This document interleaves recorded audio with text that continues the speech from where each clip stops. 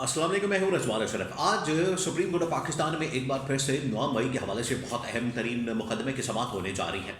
9 मई का मुकदमा आपको बताया सुप्रीम कोर्ट में इस वक्त ज़ेर समाअत है। 9 मई के मुकदमे से मुतल्लिक बात यह है कि जितने मिलिट्री कोर्ट से या फौजी अदालतों से फैसले सुनाए गए हैं, तकरीबन कुछ 100 के करीब लोगों को वो यहाँ पर चैलेंज हो गए हैं। ये है असल में 9 मई के मामला या मुकदमा।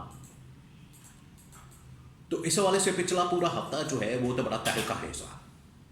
उसके अंदर तो बड़ी ज़बरदस्त किस्म की बातें होती रही और वहाँ से बड़े ज़बरदस्त किस्म के रिमार्क्स आते रहे। वहाँ पर तो बड़ी आइन और कानून की बातें होती रही। और ये जो सुप्रीम कोर्ट से जिस तरीके से रिमार्क्स आए, उसमें फ़ौजी अदालतों के ऊपर बहुत सारे सवाल उठाए गए और फ़ौजी अदालतों को बड़े ज़बरदस्त तरीके से चैलेंज किया गया।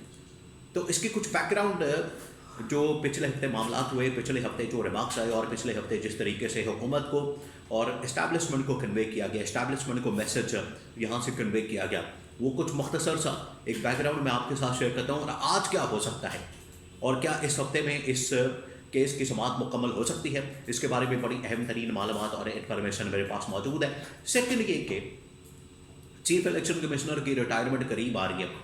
Chief election commissioner Sikandar Sultan Raja साहब ने जिस तरह से अन्नी डाली हुई थी पिछले तकरीबन कोई 2 साल से, 2.5 साल से, बल्कि 4 साल से, बल्कि जब से अपॉइंटमेंट हुई है वो 3 साल 4 साल इमरान खान के दौर से लेके आज तक, वो अब उनका टेन्योर ख़त्म होने जा रहा है, उनकी मुद्दत मुलाजमत मुकम्मल होने जा रही है। एक तो उसके बारे में मैं आपको बताऊंगा और नया चीफ इलेक्शन कमिश्नर कौन आ सकता है, इसके बारे में भी बड़ी अहम तरीन मालूमात मेरे पास मौजूद है, वो आपके साथ मैं शेयर करता हूँ। तो सबसे पहले मैं आपको ये बता दूँ कि जो सुप्रीम कोर्ट पाकिस्तान में इस वक्त फ़ौजी अदालतों से मुकदमात, फ़ौजी अदालतों से जो सज़ाएँ सुनाई गई थी 9 मई के मुकदमात में, उनको चैलेंज कर दिया गया। और ये इस वक्त जो चैलेंज किया गया, इसके ऊपर बड़े ज़बरदस्त रिमार्क्स और बड़े ज़बरदस्त सवालात उठाए। उनमें से 3-4 जो अहम तरीन बातें ये थी कि तकरीबन कुछ 3-4 हज़ार लोग पकड़े गए 9 मई के मुकदमात में, तो 100 के करीब जो है मिलिट्री कोर्ट के अंदर मुंतकिल किया गया और उनको सज़ाएँ भी सुना दी गई। तो सबसे बड़ा सवाल ये किया गया कि ATC कोर्ट से किस तरीके से ये तफरीक की गई कि कुछ जो है वो जेलों के अंदर पड़े हैं, कुछ फौजी अदालतों से उनको सज़ाएँ सुना दी गई और कुछ को प्रेस कॉन्फ्रेंस करके जिनको छोड़ दिया गया, कि जिन लोगों ने प्रेस कॉन्फ्रेंस कर दी उनको छोड़ दिया गया, उनको बरी कर दिया गया, उनको आज़ाद कर दिया गया, इस पूरे मुकदमे से ही उनको निकाल दिया गया। तो ये किस तरह से तफरीक की गई, ये सबसे बड़ा सवाल किया गया था। फिर एक और बड़ा अहम तरीन सवाल किया गया, वो ये था कि ATC कोर्ट के अंदर एक शख्स को बरी कर दिया जाता है 9 मई के मुकदमे में, जिसको बाद में मुंतकिल कर दिया गया मिलिट्री कोर्ट के अंदर। तो ATC कोर्ट में बरी हो गया, उधर जाके वो उसके ऊपर जुर्म साबित हो गया और उसको सज़ा हो गई। तो ये किस तरह से हो पाया? यहाँ पर कौन से सबूत ऐसे थे जो पेश नहीं किए ATC कोर्ट के अंदर, और उधर पेश करके तो उस बंदे को टांग दिया, उस बंदे को सज़ा सुना दी। और फिर उसके दायरा इख्तियार के ऊपर, दायरा समाअत के ऊपर बहुत सारे सवालात उठाए गए। ये कुछ अहम तरीन पॉइंट्स थे, अहम तरीन सवालात थे जो कि मिलिट्री कोर्ट के ऊपर उठाए गए।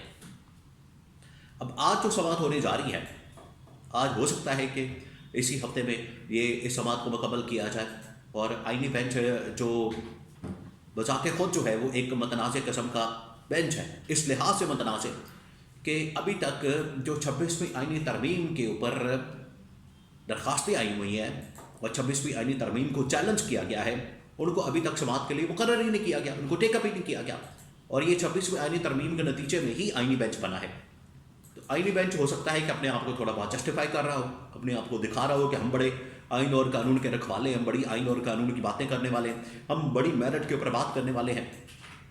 जबकि इसके पीछे 1-2 कॉन्स्पिरेसी थ्योरी काम कर रही है। जो इस वक्त समाअत हो रही है, जो इस वक्त सारा मामला सुप्रीम कोर्ट के अंदर चल रहा है, उसके पीछे मामला यह है कि 2 चीज़ें हैं, बहुत अहम तरीन 2 चीज़ें हैं। वो ये कि अगर यहाँ पर जिस तरीके से प्रेशर आ रहा है पाकिस्तान के ऊपर फौजी अदालतों से सज़ाएँ सुनाने के बाद, इस्टेब्लिशमेंट के ऊपर जो प्रेशर आ रहा है, अगर ये प्रेशर बरकरार रहता है तो फौजी अदालतों के ये फैसले सुप्रीम कोर्ट पाकिस्तान से कलअदम करार दिलवाए जाए और कहा जाए कि फौजी अदालतों के पास कोई राइट नहीं था, इख्तियार नहीं था, इस वजह से ये फैसले का कदम करवा दिया जाए और बाकी पकड़ के तो इनको दोबारा से एटीसी कोर्ट के अंदर मुंतकिल कर दिया जाए। तो ये भी एक किस्म का खिलवाड़, ये मजाक ही है कि पहले कहीं से सज़ा हो रही है, कहीं से नहीं हो रही, पहले उनको सज़ा सुना रहे हैं, फिर उनको ख़त्म कर रहे हैं, पहले एक अदालत के फिर दूसरी अदालत के अंदर। तो इसके पीछे एक तो थ्योरी ये काम कर रही है, अगर फौजी अदालतों के ऊपर मामले पर बहुत ज़्यादा प्रेशर आ जाता है इस्टेब्लिशमेंट और हुकूमत पर, तो यहाँ से कदम करवा दी जाए। और अगर प्रेशर इतना ज़्यादा नहीं आता, जो कि अमेरिका ने अब इस मामले को बाकायदा तौर पर एजेंडे के अंदर शामिल किया, उन्होंने मीटिंग कॉल की, इजलास बुलाया और उसके अंदर ये मामला डिस्कस होगा 26 नवंबर का भी और फौजी अदालतों का भी।